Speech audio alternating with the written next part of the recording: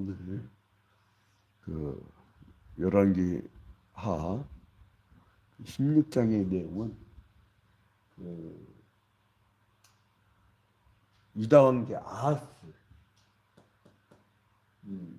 아하스를 이제 중심으로 그 펼쳐지는 이야기들이다 합니다.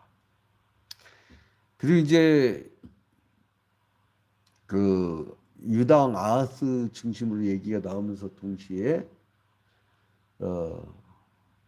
악한 왕들이 어떻게 이제 종말을 맞이하는가에 대한 교훈을 주고요. 그리고 이제 북이스라엘, 이 북이스라엘이 계속 악한 왕들이 등장하면서 어떻게 남유다보다 먼저 멸망을 하는지를 보여줍니다. 자, 이제 먼저 보면 이 남유다는 다윗 왕가의 뒤를 이어가지고 유다 지파를 중심으로 해서 예수 그리스도의 계보를 유지해 나가는 그 왕국이었거든요. 근데 여기 보면 남유다 이 아하스 왕이 그 좋은 전통을 이어가야 되는데 이 사람이 또 우상 숭배를 해. 누차에 말씀드리지만 우상이라는 게 뭐였죠? 자기의 탐욕을 자기가 갖고 싶어하는 것을 그려놓고 거기에다가 경배하는 거, 그런 거라고 했죠. 자, 이제 이 아하스가 얼마나 우상 숭배를 하냐면 1절에 보니까 르말랴의 아들 베가 17년에, 그러니까 북이스라엘은 그 베가 그때 17년에,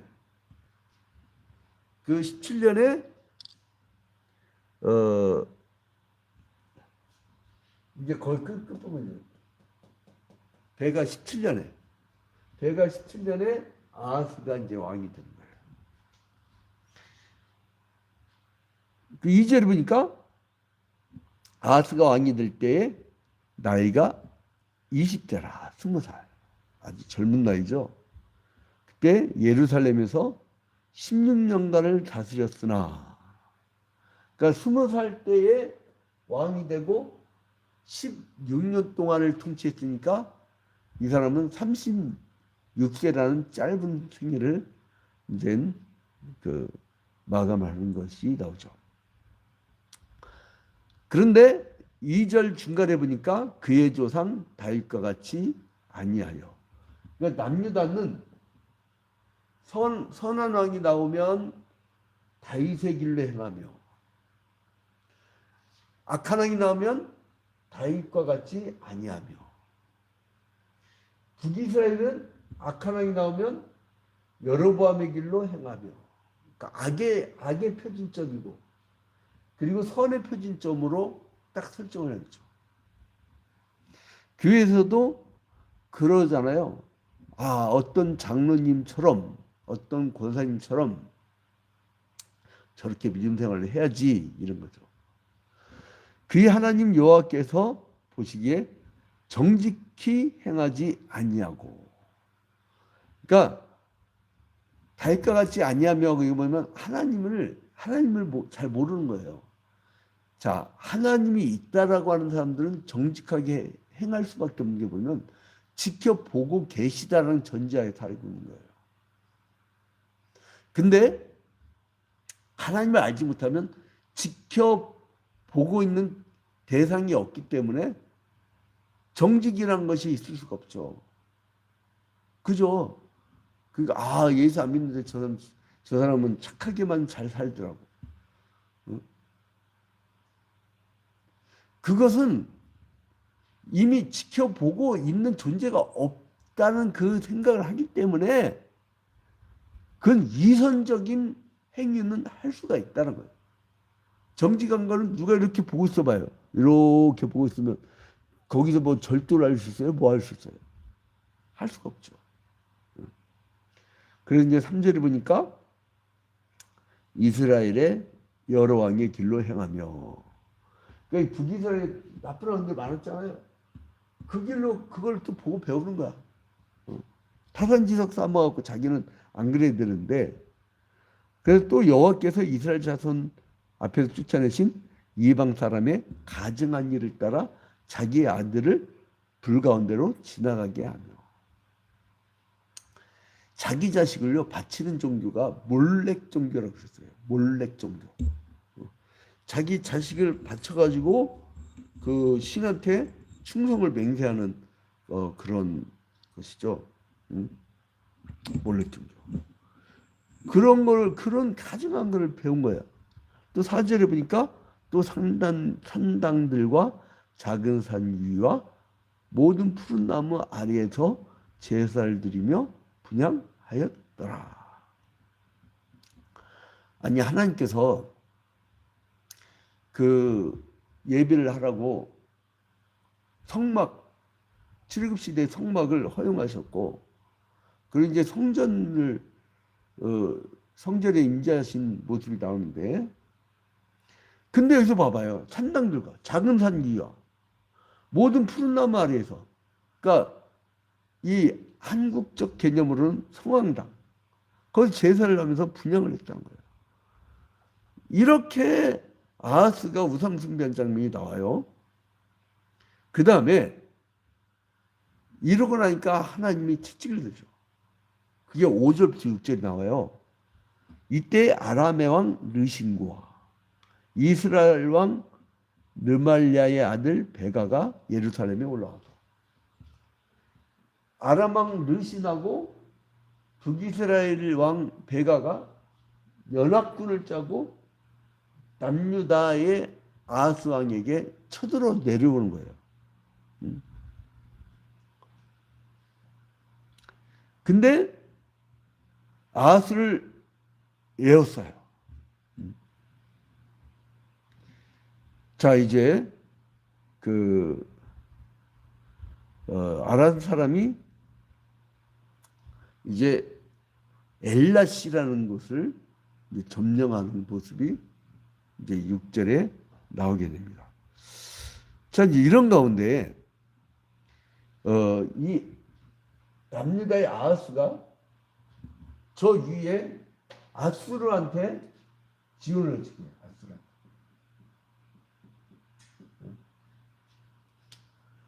북이스라엘과 아람이 이제 연합군을 짜고 내려오니까 남유다가 아수르한테 그 동맹군을 형성하죠. 여러분, 한 블록에서 어떤 동맹 라인을 만들지 않아요? 그러면 상대방은 바보입니까? 자기도 거기에 따른 힘을 갖추려고 해요. 그리고 머리 좋은 사람은요, 동맹인 듯 아닌 듯 자기 이익을 충분히 찾는 거예요. 여러분, 한쪽 동맹을 택하면 한쪽 시장을 잃어버려요. 그 가장 지혜 없는 왕의 통치법 뭐냐면 한쪽 동맹에만 편중돼. 그러면 한쪽은 잃어버리는 거예요. 잃어버리는 거예요. 그런데 지혜로운 왕은 탕평, 모두가 다 어느 정당 대표가 연포탕 그렸고 연대와 포용과 탕평 막 이런 걸 주장하는데, 그런 어떤 포용을 갖고 그래서 자기 백성들만 잘 먹고 잘 살게 하는 거야. 그게 이제 지혜거든. 지혜가 없으면요, 싸납습니다. 싸납으면 싸움만 일어나요. 그래서 싸움이 나거나 어떤 분쟁이 일어나면 그 다 누구 탓이냐면 지도자 탓이에요. 리더. 리더가 못난 집안은 그냥 맨날 싸움판 벌이는 거야. 그 아수르한테 그 도움을 요청하는데, 자, 7절 보니까 아하스가 아수르왕 디글랏빌레셀에게 사자를 보냈어요. 디글랏빌레셀. 이 아하스가 디글랏빌레셀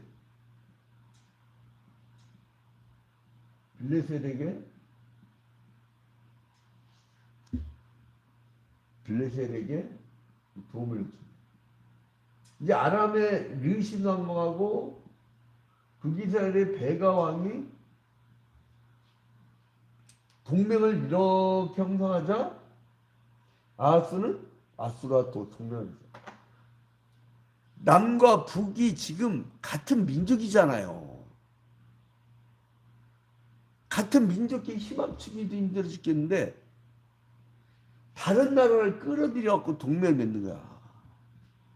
이런 천하의 나쁜 왕들이 어디 있어요. 동족 상자를 벌이려고. 동족 상자 벌이는 게 제일 나쁜 거죠. 형제끼리 죽이는 건데 형제끼리.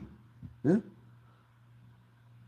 여기는 이상 가지고 있을 거 아니에요. 물론 지파가 10지파, 2지파 있지만 거기에 관계된 사람들이 서로 간에 막 있을 거 아니에요. 자, 그런데 뭐라면 7절에 보니까 나는 왕의 신복이요. 상대방을 꼬시려면 어떻게 돼요? 영업을 해야 돼. 그럼 자기를 낮춰야 돼.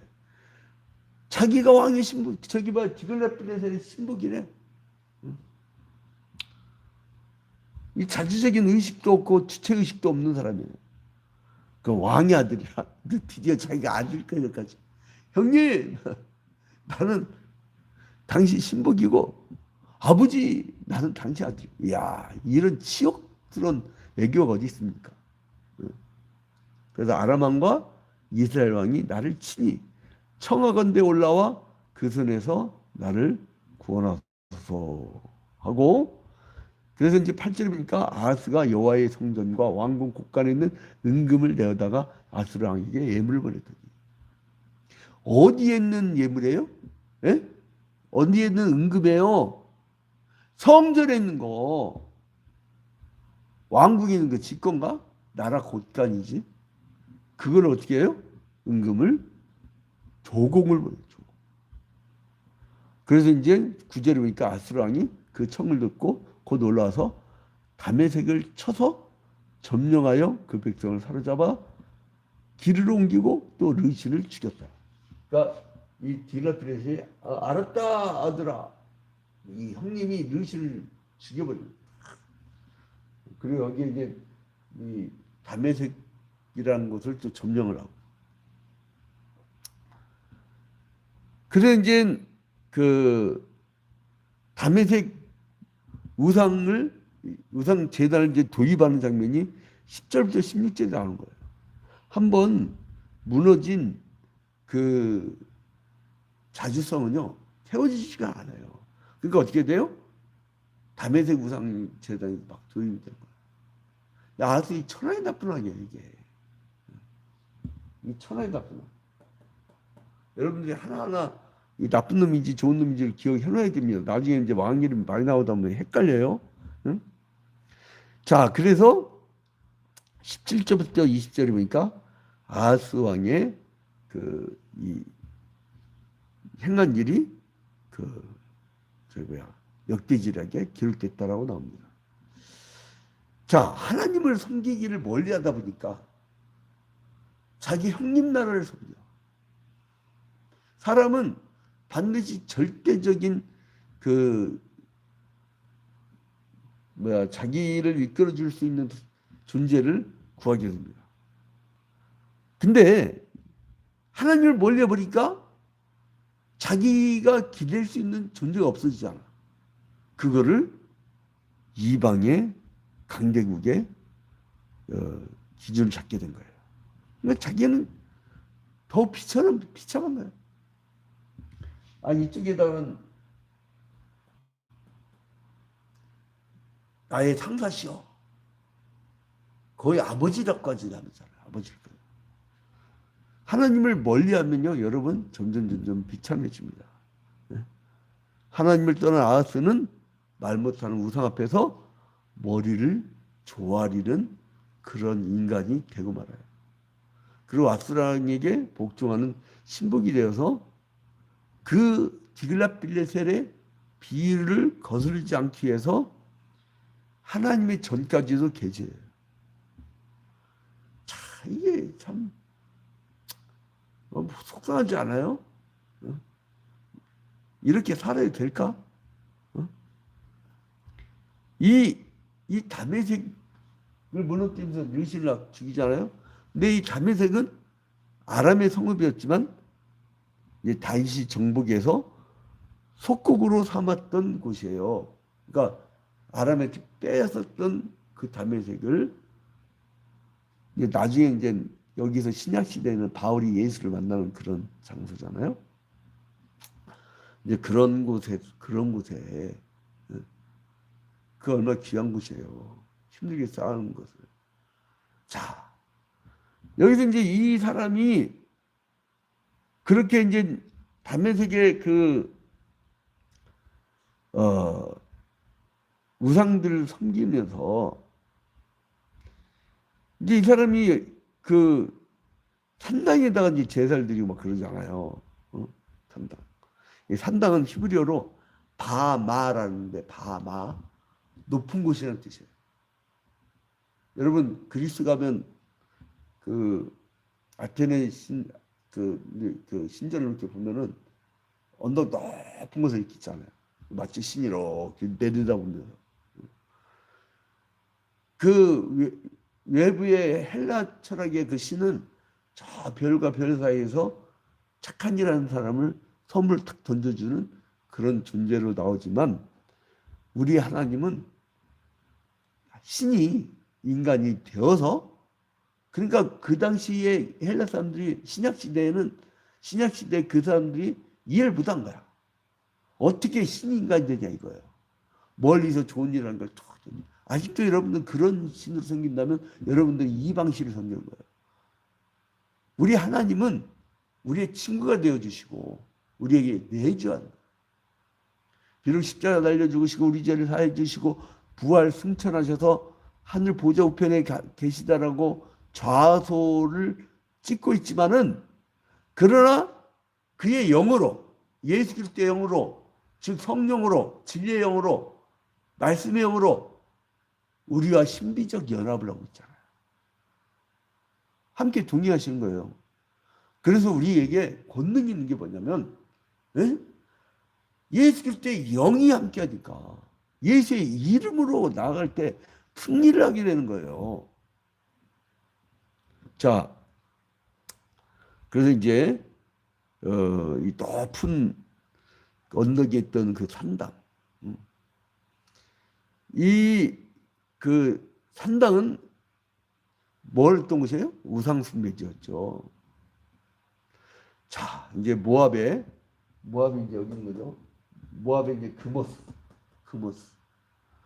그모스하고 아세라 목상. 그게 이제 아까 푸른 나무 있었잖아요. 푸른 나무. 그게 그모스하고 아세라예요. 아세라 목상. 그래서 이 사람들은 어떻게 생각하냐면 비가 안 오면요. 신들끼리 부부 싸움했나 보다. 그래서선 거기서요. 미동이나 그 미녀를 놓고선 거시기를 했어. 그래서 거시기를 했고 신을 기쁘게 한다고. 참기이죠, 참기. 그러니까 이게 우상숭배하고 매춘하고는 연결이 됩니다. 우상숭배가 횡행한 곳은요. 매춘 산업도 횡행했다는 사실을 기억하시기 바랍니다. 왜냐하면 우상숭배라는 건 내가 갖고 싶어하는 것을 탐욕을 이게 갖는 것이기 때문에 매춘도 마찬가지잖아요. 자기가 감각적으로 갖고 싶은 걸 막 갖고 싶은 거 아니에요. 자, 그래서 이 우상숭배라는 것은 하나님에 대한 불순종입니다. 그리고 예배에 대한 것이 한 곳으로 가지 않고 마음이 나뉘어지게 하는 그런 죄를 짓게 합니다. 자, 그래서 이제 결론을 맺으면 하나님은 나중에 산당을 회파하고 멸절시키고 그리고 이제 그 불순종했던 아하스에게는 엄벌을 내리셨어요. 그래서 이제 우리는 다윗의 길로 행하는 다윗의 길로 행하지 않는 여로보암의 길로 가는 놈들 이제 이렇게 구분이 되는 길이 있는데 우리는 하나님께 보다도 가까이 그러니까 우리가 이 새벽 기도 때 나오는 거 아니에요? 우리는 하나님께 더 가까이 지금 왜 자꾸 우리가 예배하고 매일 새벽 기도하고 왜 그러죠? 하나님께 더 가까이 여러분 주님께 더 가까이 나갈 때 주님이 사랑해 주시고 주님이 길을 열어 주십니다. 오늘도 그 체험을 하는 하루가 되기를 주님의 이름으로 축원드립니다. 우리 주기도문으로 마칩니다. 하늘에 계신 우리 아버지여, 이름이 거룩히 여김을 받으시오며 나라의 임하옵시며 뜻이 하늘에서 이루어진 것 같이 땅에서도 이루어지이다. 오늘날 우리에게 일용할 양식을 주옵시고 우리가 우리에게 죄진 자를 사하여 준 것 같이 우리 죄를 사하여 주옵시고 우리를 시험에 들지 말게 하옵시고 다만 악에서 구하옵소서. 대개 나라와 권세와 영광이 아버지께 영원히 싸움나이다. 아멘.